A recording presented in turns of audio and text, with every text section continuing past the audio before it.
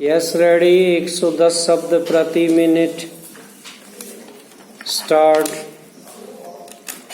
जहाँ तक इस सहकारी बिल का संबंध है, बहुत से माननीय सदस्यों ने बहुत सी बातें इसके संबंध में कही हैं। मैं सब बातों का विवरण में तो उत्तर नहीं दे सकता हूँ, लेकिन मैं थोड़े में खास बातों का उत्तर देने की कोशिश करूँगा।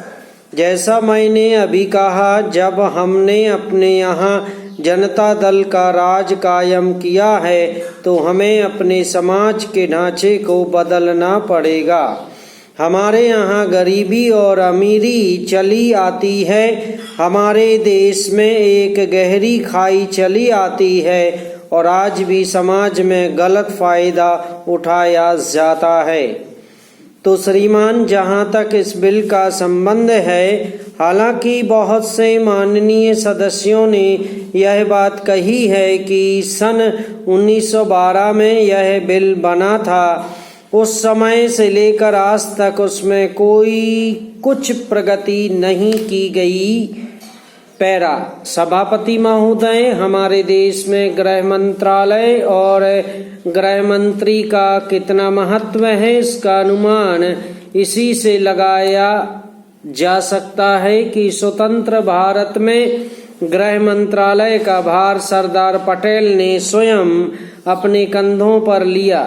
सरदार पटेल का साहस, उनका उत्साह और उनकी बुद्धि तीनों ही हमारे गृह मंत्रालय के लिए आदर्श का काम कर सकती हैं।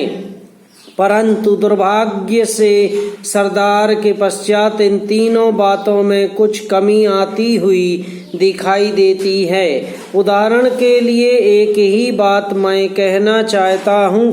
1962 में जब हमारे देश पर चीन का हमला हुआ तो 14 नवंबर 1962 को हम सब ने इसी सदन में खड़े होकर एक प्रस्ताव पास किया था, जिसके शब्द थे, भारत की भूमि जब तक हम शत्रु से स्वतंत्र नहीं करा लेते तब तक हमारा यह संघर्ष बराबर जारी रहेगा, भले ही वह कितना ही लंबा क्यों ना हो। लेकिन कुछ दिन बाद आगे चलकर हमने राष्ट्रीय एकता सप्ताह या दिवस मनाना शुरू किया तो हमने उस प्रतिज्ञा को कुछ दूसरे शब्दों में बदल दिया। उस प्रतिज्ञा के शब्द थे, मैं अपने देशवासियों के संकल्प को दोहराना चाहता हूँ कि मैं अपने देश की आज़ादी तथा एकता की रक्षा करूँगा, चाहे इसके लिए कितना ही कड़ा और लंबा संघर्ष क्यों ना करना पड़े। मैं राष्ट्रीय एकता तथा बल के लिए तन मन से काम करने की शपथ लेता हूँ। लेकिन इस बार राष्ट्रीय एकता सप्ताह के सिलसिले में एक छोटा सा प्रकाशन भारत सरकार की ओर से प्रकाशित हुआ है। इस प्रकाशन में स्वयं इन्होंने लिखा कि 1962 में चीन द्वारा आक्रमण के बाद शपथ की भाषा में थोड़ा परिवर्तन कर दिया गया है और जो शब्द बदल दिए गए हैं उनको भी मैं सदन की जानकारी के लिए सुनाना चाहता हूँ।